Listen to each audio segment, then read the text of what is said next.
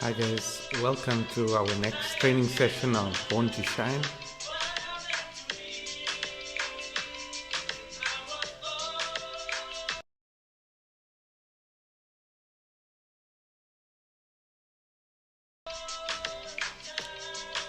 It's brought to you by Talawa Justice in partnership with the Wellspring Foundation, University of Nottingham, GWEDG, and in Gulu we're also working with Elefante Commons. So today we're going to be looking at resource mobilization. This is module 4 of our training and mentorship program, and we're going to be looking at fundraising strategy and database, requirements and research, writing and editing proposals. So funding and fundraising is a very important part of non-profit and community benefit organizations, NPOs and CBOs. And it's very difficult. It's quite challenging. There's many donors and funders around the world, and also individuals, but there are also many different organizations around the world. And so this module is all about how to develop your strategy and your database to be more systematic about your fundraising approach and applying for funding. So when we say strategy, what do we mean? You've got a plan and you've got a strategy. So what's the difference? So a plan is like, what are we going to do? But a strategy is, how can we do it better? How can we do it cheaper? How can we do it smarter? And how can we do it faster? So there's more thinking and intelligence going into it. It's not just the steps of the process. Okay, and then there's the Aspire model, which is a model for continuous improvement. So we're going to try to use this approach to not just fundraising, but to every aspect of our work, because it's a powerful, simple model. And it says the A stands for Aspire, which means to have a vision, an objective, a goal, a dream, something that you want to achieve. But it's also about spirit, so have that passion and drive to achieve what you want to achieve. And then the S is for study. So first you got to get the knowledge and understand the dynamics, the nature of the problem, and gather as much information as you can, and not just read it, but really study it. And the way you would when you were in school and you had to study for an exam or university or whatever it is. Really know your stuff, and then plan. And so that means to sit down and work together as a team, and you have dates and deadlines and who's going to do what and when, and then you implement your plan. And then after you implement, you come back and you review. So again, you sit together as a team and you say, okay, so how did this go? What did we do well? What didn't go so well? What can we change? What can we improve? And that's what the E stands for, enhance. And then you make changes and improvements to your process, system, etc. And then you start again. And you go through these cycles of continuous improvement. So let's start by considering, what are your aspirations? As an individual, as an organization, what are your dreams? So when we do this training as a group, then we get people to respond and share. But now, since you're watching this online, you can just take some time to think about it. If you want to, you can pause the video and always continue. But what are your dreams as an individual, as an organization? What are your goals? What's your vision? What are your objectives? So getting more specific about things that you want to achieve, and targets and hopes. So these are similar but a little bit different. And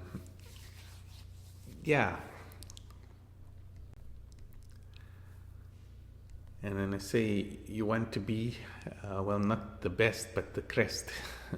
And what does that stand for? I like my acronyms, And the C stands for community-based. So a lot of funders are looking for, they keep mentioning this word community-based. And what does that mean? It means that your work is happening at the community level, or grassroots, what they say. And it's driven by the community, and it's led by community members, and it's uplifting the community in some way. It's not all external resources coming in and doing something and then disappearing, and it's building up the community and the resources of the community. So in the previous module, you'll remember we looked at Pilani Mentor Mothers and the Friendship Bench and Bulungula Incubator. Excuse me. And these are examples of community-based organizations and programs. And then the R stands for responsible and reliable. And so funders want to see that you're going to do good work with their money, and you're not going to waste their money, and you're not going to give them the runaround and be unavailable and non-responsive. And so you have a responsibility to your funders, you have a responsibility to your team, to your community, your beneficiaries, your partners and stakeholders. So it's all important to be responsible and reliable, not just show. And reliable, what does it mean? It means in one sense it's responsive, that people can always reach you and you always respond in due course, on time, but also that they can trust you. You're trustworthy, reliable. They can rely on you to do things and to report and to all kinds of things. The E stands for effective and efficient. And so if you implement a project or a program, but you don't achieve your objectives, and you weren't effective, then the funder is not going to fund you again, or they're going to be very reluctant to put their money with you again, because you didn't. In some cases, people don't monitor. They're not doing monitoring and evaluation, and so they can't say to a funder, they can't report back and say that we were effective or we weren't. But if you do your monitoring and evaluation, then you show on these what we had set out to achieve. These are the indicators, these are the numbers, the values, and this is how well we did. So it's important to be effective and efficient. Sustainable and scalable. So sustainable, on the one hand, it's referring to the sustainability of the environment, and so how harmonious are you with the natural world and the natural environment. Your project, your program is not damaging the ecosystem in any kind of way, but also sustainable in terms of your project continuing and your organization continuing in the long term, so it's not just for this duration of the project, but how can you maintain the momentum and keep it going at that level. And then scalable means you're starting now with this pilot project, and how can you expand it to reach more people, serve more beneficiaries, more communities. And so you develop your program and your work in a way that makes it possible for others to implement it. And in terms of training the trainers, but it all depends on what kind of work you're doing. So try to make your work sustainable and scalable. And then the T stands for transformative and transparent. So transformative is a big word, transformation. People are throwing this word around very casually nowadays. But what it really means is a radical, big change. The word change means like things can change in some small way, and you have some good positive changes, but a transformation is a big change, and or a complete change.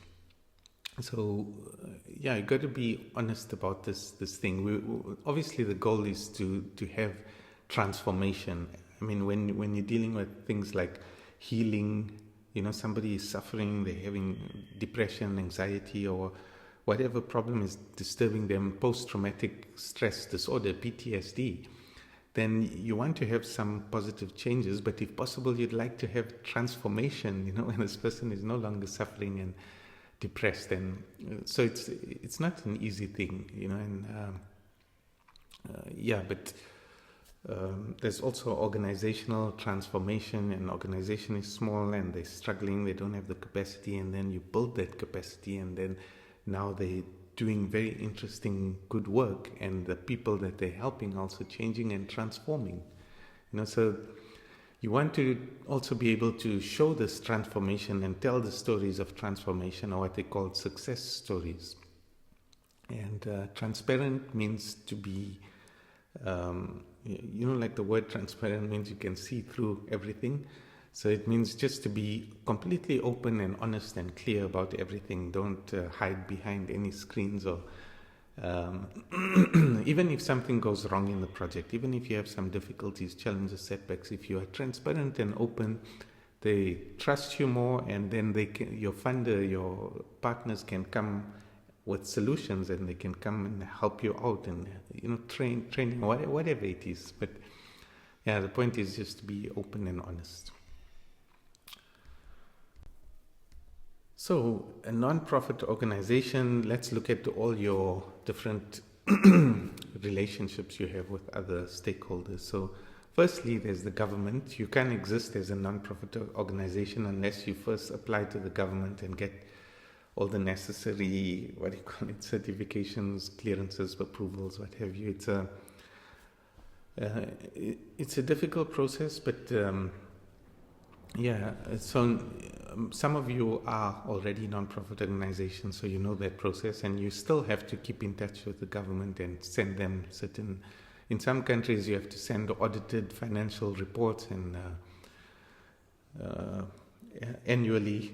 In other countries it's not as rigorous, but for those of you who aren't yet NPOs and maybe you are CBOs, you also had to apply, but the application is not that rigorous. But if you want to then upgrade and become a non-profit organization, you have to have a constitution, you have to have a board of trustees, and so you have that relationship with the government. But on the other hand, there's also government funding and government programs, and you have to be aware of those so that you can connect, you can align yourself with the government, what the government is doing. You can connect your beneficiaries to government sources of funding. Like in Uganda, there's NUSAF, which is funding. At the moment, they're running this very interesting project for youth to fund their businesses. So you as a young person can pitch your business proposal to NUSAF, and they'll give you money to launch your business. So there's that link. There's companies, and so there are many companies in every country, but in Uganda, these big corporations, they often have a CSR portfolio, corporate social responsibility or investment, and so they set aside some of their earnings to give to charities and non-profits that are aligned with their work and their mission, so like MTN or Visa or MasterCard or many different kinds of organizations. But besides these big corporations, there are also businesses around where you are. If you are in Gulu or you're in Kitgum or Lira or Kampala or wherever you are, you can approach businesses and you pitch your project, you pitch your charity and you say, we are asking for support and funds, and some businesses are doing very well for themselves and they say, here you go. But like when I was a student, we had this soccer team, and I was kind of like the captain and the manager. Our manager left, and so someone had to run the team, so I was running it kind of, and so we needed a kit. We didn't have a kit, and so we made this, printed out this thing, and we went shop to shop. I was living in Johannesburg in Mayfair, so we went to all the shops and give them the letter to read and tell them about our soccer team. And most of them would say, sorry, no, we can't help you. But then now and then you'll get someone who will give you a little bit and a little bit. And eventually we got enough money to buy our soccer kit, and we went and got it, and we were so happy, and there's such a sense of achievement. And so, there's this relationship with companies and remember businesses, but also these corporations for CSI. And then there are individuals and individual giving. So I'll show you a slide later that really surprised me, a chart that shows from globally all the donations to charities and non-profits, and you would think it's mainly coming from these funding organizations, institutions, and all of that, but actually the majority of it is coming from individuals. So how do you? I mean, there are many different kinds of individuals. There are individual people who are just looking to support and help out. But they are your beneficiaries in the community. They are community members. They are friends and your friends and family of yourself and your staff in your organization. But there's also the friends and family of your beneficiaries, the people in your community that you are helping. And so how do you as an organization keep in contact with these individuals and build the relationship? But remember, this thing we're talking about is always all about building the relationship with the government, the companies, the individuals, and the donors. So these donors, we'll look at it more closely later, but there are many different kinds of donors, and these are foundations and organizations that are they have specific niche interests, and they want to work in certain sectors, and they're looking for people who are passionate about that same subject and who are doing good work on the community level. And so it's not difficult to find and to connect and to build that relationship. And then there's also your relationship with other organizations, other non-profit organizations who are doing similar work to you, that you can connect with, that you can share information with and partner with, that you can share opportunities with. Like in Gulu, they had Elefante, Watweru, and #Gulu have some projects, they have some synergy, and so they do work together. And okay, we'll talk about it later. I've got more slides on it.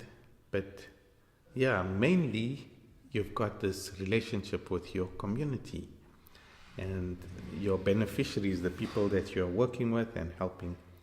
And that's the main one to grow, Everything else comes from that. So if you can grow this relationship with your community and do good work and show that you are doing good work, then the individuals, the donors, the companies, the government, all of these things will flow from there. So don't focus on the other things and neglect your community and beneficiaries. So your organization started because there are people with the vision and the time to help beneficiaries. So remember to keep it simple and do not forget your roots and your base where you started. And then the funds started coming, So there's a lot that can be done and that was done, even without major funding coming in. But when you reach a certain level and you want to do certain kinds of work and service, then you can't really do it without the funds and without the resources. And Partnerships. So don't be scared to reach out and to partner with others. But most importantly, develop your team and develop your community. So this is that slide I was telling you about. So in 2022, of the $500 billion worth of contributions, you can see that 21% of it came from foundations. So that's the donors. But 64%, a huge majority there, came from individuals. And so where are these individuals? How do we reach these individuals? We're going to look at that later. Okay, so let's start with donors. And so some of you may have already gotten some funding in the past, and so you know a bit about this. But for those of you who don't at all, it's new to you. So this is how we're going to look at it in terms of searching and identifying for the donors who are looking for people like you, who are looking for organizations to support. So search and identify. Mainly you're searching online and on the internet, but you can talk to people, you can talk to other organizations and people who have experience, who have done this kind of thing before, and you build up a database. So it's basically just a list of all these foundations, organizations, donors, universities, whoever it is. You can do it on Excel, or if you don't have a computer, you can even just write it in your book. But your database must track the name of the organization, their contact details. Most of the things are online nowadays, so it's important to get yourself online. And so you need an email address, and you need their email addresses and phone numbers, and the link to their website, so because you're going to visit their website and research and understand the organization. And you want to keep track of specific funding opportunities, because they're going to say, okay, we've got this grant coming up. It opens up in August and it closes in September. Closing date is 24th of September. And so you got to, in your database, the name of the grant opportunity, the deadline, opening, closing date, and whatever information is relevant to that. In my one, I put specific requirements, but we'll get to that also. And then check the criteria, so you got to go into the grant opportunity on their website and make sure you qualify for this grant. You are in the right location. Some only look at certain countries or continents, and if you don't qualify, it's no point putting in all that time and effort only to be rejected for a simple thing like you're not in the right place, country. Also, there are criteria around what type of projects you are doing, or what kind of work you are doing, what your focus area is, if you're working with children, or you're working with women, or you're working with the elderly or the disabled, and then there's we're going to talk about that in more detail, but the point is, check the criteria. Sometimes even a simple thing like age, like a friend was telling me that they did this whole application and they got they were doing quite well, they thought they were doing quite well, and they got rejected because one of the directors was too old, and you had to be under a certain. But anyways, so check the criteria, requirements, and relationship. It's related to the criteria, but this is not so much on the eligibility. It's more about the requirements of the grant and the proposal. Make sure that your proposal is answering all the questions properly and meeting all the requirements, and that you are working towards building a relationship with this funder, a long-term relationship. So you're going to research the organization and get to know them. What are they passionate about? How do they talk? How do they write? What are their keywords? And you want to pull stuff so that you can bring that into your proposal, so that you sound more like they sound, and you look more like they look, and but also your previous projects, you want to your previous work and track record, you want to be able to put that forward in the right way. And yeah, you want to adjust, customize, adapt your style and your tone, the way you write your proposal to be, how do you say, so that the donor will understand it, and they'll be, you want to talk their language basically. And yeah, and then you develop your proposal, you write your proposal. So we're going to look at proposal writing, and then you contact or you apply. For many of them, the application is online, so you just click and you start filling in all the little boxes in the little windows until you finish. For some of them, you're going to email your application. For some of them, you have to contact them and ask them if they're accepting applications, or you have to first send a letter of intent, or what is it called? I don't know. But it's a short, like a one-page letter introducing your organization, and then if they like that, then they allow you to apply. So firstly, where are you and where are your beneficiaries or communities? Are you in Gulu? You're working within a specific town or city? Are you working across the region like northern Uganda, or in the country of Uganda, East Africa, Africa, Global South? Also your funders, where are they looking to fund? So many are looking to fund in Africa and many are funding in Uganda, but you have to check that first. Okay, and then who are your top 3 beneficiaries or demographics? Are you working with women, families, children, youth, vulnerable, disabilities, underprivileged? So you got to narrow it down kind of to your top 3. And those are the ones you're going to put forward, and those are the donors, funders you're going to be looking for. You know, if you're not dealing with disabilities and you go knocking on the door of a funder who's primarily working with the disabled, then you're going to spend a lot of time and not get much return, you know. But organizations who are focused on children, and your number one thing is children, then that's where you're going to put most of your energy and effort into. And then what are your top 3 activities or subjects? What are your focus areas? Are you in economic empowerment, medical treatment, psychosocial support, education, home repairs, business development? There's so many different things that people are doing, such interesting work. Also agriculture is a big one across Uganda and Africa. And so again, narrow it down to your top 3 focus areas.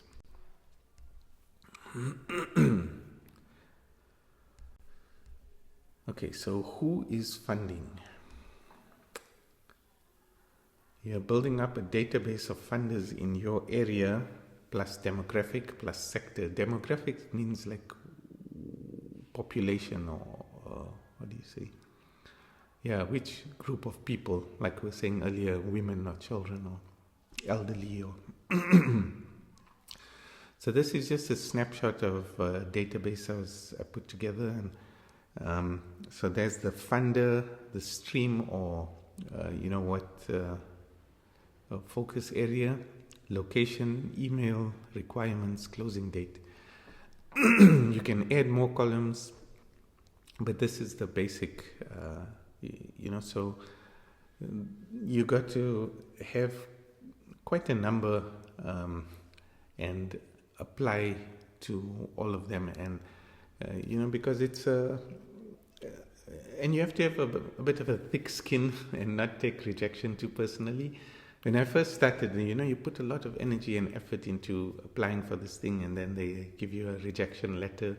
And it's usually a very nice rejection letter, but still you feel kind of deflated, and like, I'm never going to get funding. But then you keep at it and you keep going until eventually you do get. And, the success rate, I don't know what it is. Like someone once said 1 in 100. So you have to apply 100, get 99 rejections before you get that one success. And when you do get that one, then it's going to be so amazing. And yeah, but it's not necessarily 90, but it could come earlier for you. Some people have that luck where they just get it on the first try, first attempt. So there are many tools or online resources, and one of them is Funds for NGOs. This is a platform that we have a subscription for at the moment. And it allows you to search the latest grants. So they've got a database there, and so you can go in and type in your location, where you are, your focus area, and it will kick out a whole long list of grant. Well, it's not a list, it's like windows, and you have to go in and check if each one is relevant for you, and then you can pull out and add them to your database. And so this is one of the cheaper ones. There are other similar resources that are way more expensive. So yeah, Funds for NGOs. They also have lots of samples and templates and stuff, budget and proposals and all of those nice things. And they have training videos, and it's a really useful resource. Candid is a similar one. They're more expensive. But what's another one? Grant Station, Development Aid.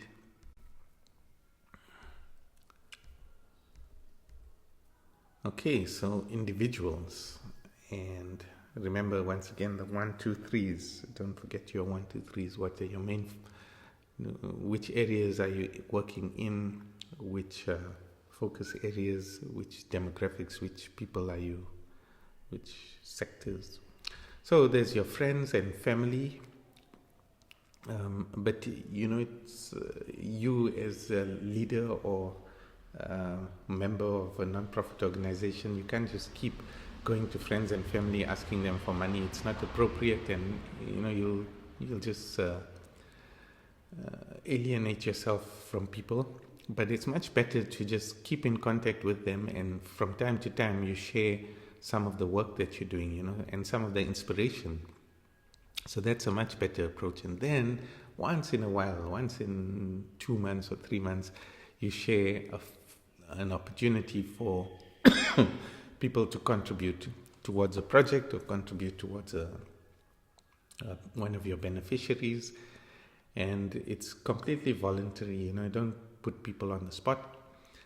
But yeah, that's a nice way to approach it. And so it's a nice way to expand your network. So from your friends and family, they also have friends and family, and from time to time you ask them to share with their friends and family. And then not everyone is interested in this kind of thing. There are those individuals, and so you want to be able to connect with them. And the wider you spread your net, the more people you can bring into the family, kind of. And so yeah, networks, you're expanding your networks in that way. And besides friends and families, you also have colleagues and acquaintances, and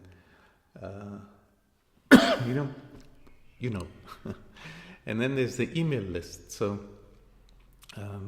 in many spheres, this email list is like the central part of your whole marketing strategy. And so, like I subscribe to different platforms, and you go on their website and it's like, put your email address in, and now they keep sending you these emails, and some of them are boring, irritating, you unsubscribe, but some of them are really good and you keep it. And so once a week they'll send you some really interesting information or story or inspirational something or the other. And once a month they'll send you something they're selling or promoting, or book or webinar, whatever it is, and or conference, and then you join. So a lot of funders want to know how big is your email list, or not just funders, like publishers and all kinds of things. I'm trying to publish my book, and the publishers want to know how big is your email list. Or I want to join a conference and speak at a seminar, and then they want to know how big is your email list, because that means how many people can you reach, how many people can we reach through you, So you're always trying to build your email list, and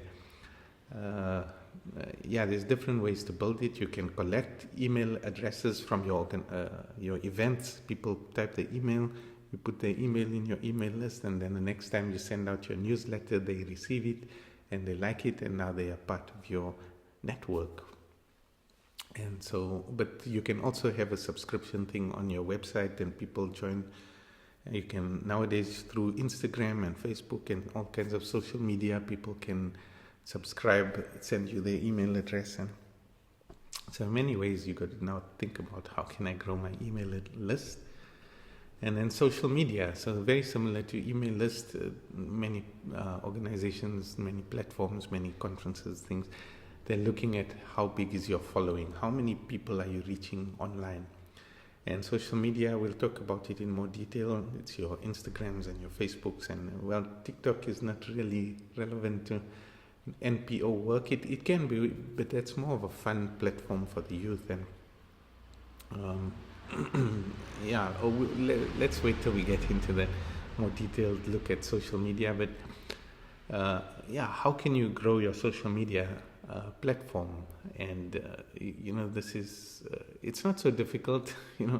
If you have some basic budget to advertise, then you can grow your social media very quickly. But if not, then you have to grow it organically, and that means regular, consistent posting, interesting topics and information and stories and all of those things, and pictures and videos and whatnot. They're really nice, good content, and in time your people will follow, and your page will grow, your channel will grow. Then there's also crowdfunding, and this is a very interesting. It's been around for how many? 10, 15 years or something. It's a brilliant concept, and it's these crowdfunding platforms. We'll look at it more closely later also, but there's Kickstarter and GoFundMe and Global Giving, and you create your fundraiser there. You tell your story, you put your video, pictures, and if people want to contribute, they contribute. You put your target. We're trying to raise $1,000 or $10,000, whatever it is. And the more you share it, and the more people you reach, and the better your campaign, the more funding you'll get. And then there's also small regular donations. You can get people to sign up for this thing, and so it's like a debit order on their bank account. That's a small amount, but all these small amounts add up, and so that's another form of giving. And okay, the corporate social responsibility. Companies, like we talked about already, there are companies that's got this budget for spending on these kind of projects, and I mean the projects that are relevant to the kind of work that they do. There's also businesses that you can approach directly for funds, but also for resources. Maybe you need blankets, or you need clothing, or you need seeds, or I don't know, whatever you need. There are businesses that are supplying those things, and sometimes out of the kindness of their heart, they want to contribute and support your project, but often it's also part of their marketing plan that they can say, look, we during the last year we helped 1,000 people in this way, whatever So it's about those synergies and making those connections. Sponsorships, you can also get money for people to for fees, university fees, for those are scholarships, sponsorships. You can get sponsorships for all kinds of things to attend seminars and conferences internationally, and scholarships for school and university and other studies. And then your government, I mentioned earlier NUSAF. It's I don't know what it stands for exactly, but National Uganda something, and like I mentioned, they are giving money for young people to start businesses. And there are other kinds of government schemes. I'm not too connected, and I don't know a lot about what the government of Uganda are doing, but I know in different countries the government is really trying to help in. There are many government departments, and housing is trying to do something in housing, and socio-economic development, and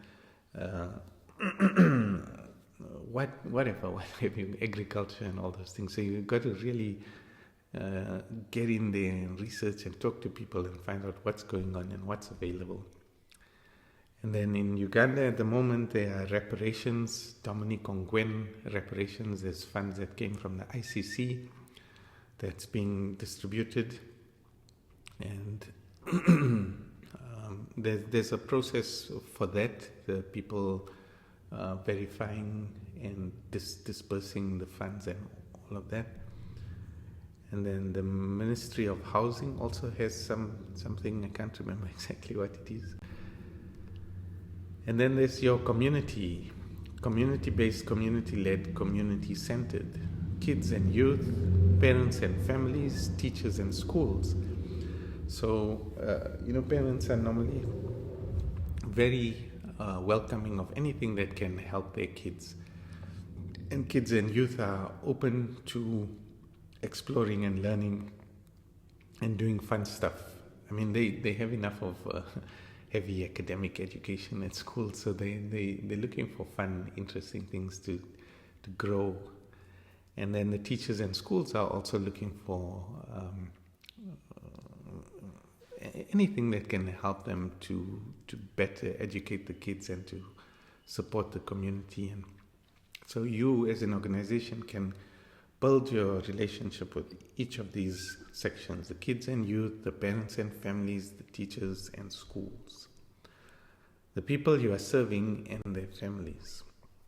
So we tend to think of community in terms of the physical community, that's the actual homes and village and the people, but you got to think also in terms of this global community, because around the world there are people who are very interested and passionate about what you are doing, whatever it is. If you are championing the response to sexual and gender-based violence, there are millions and millions of people around the world, billions, who are interested in the subject, but when you funnel it down, there are millions who are not just interested but willing to support and keep track and fund and donate, and so there's this if you widen your sense, your idea of a community, then it's like-minded people and kindred spirits around the world globally. And the way you reach them is of course through mainly nowadays through online platforms and social media and stuff like that. And then other organizations, CBOs, you network with them, you collaborate with them, you say, okay guys, we've got this project and it requires a consortium, can we work together to apply? Or guys, we've got this project and we need your help with this kind of thing, or we are offering, we do dance, or we do art therapy, or we do, and can we help you in your work to, provide a fresh, different approach. There are many opportunities for collaboration and consortiums. Nowadays, a lot of these funders are looking to fund not just one small organization here or there, or one big organization. They want to see collaborations and synergies. And so when you come together as a consortium and you apply, you have a stronger chance of getting funding. And explore opportunities together and explore partnerships working together. This Born to Shine project of ours is brought to you by the partnership between Talawa Justice, GWEG, and the Wellspring Foundation, as well as University of Nottingham, working together on some other projects. And these partnerships really bring together different skills and resources. We benefit from each other's expertise, and Yeah. So, non-profit organizations are not supposed to be making a profit, but in some countries they're called NGOs, non-governmental organizations. But the whole point is like you're not a company, you're not registering as a company, so your focus is not to make money, your focus is to help people. But often helping people means generating income in some ways, and especially in northern Uganda, livelihoods and money is a big issue. It's a big problem. It's challenging, and so how can we help people to earn a living? And so what are the income generating activities? So there's selling products. Your organization might produce something, like some of our partner organizations in Gulu, they teach women how to weave baskets, beautiful baskets. So they train them in tailoring to make dresses and handbags and all of these things. And now you've got all these products and you need to sell these products. And we've got a few of our partners now. We're working on a very interesting project on how to access markets for selling these products, how to make nice stuff that people in Gulu will like to wear and like to buy. So yeah, there's also offering services, making apparel or accessories. And so some of the partners at Elefante, they're doing very interesting things like Taka Plastics, who are recycling waste material and plastic material into products that can be sold. Mtindo Designs, they are making clothes and training women to make clothes and other products as well. And it's very beautiful, fashionable, nice stuff.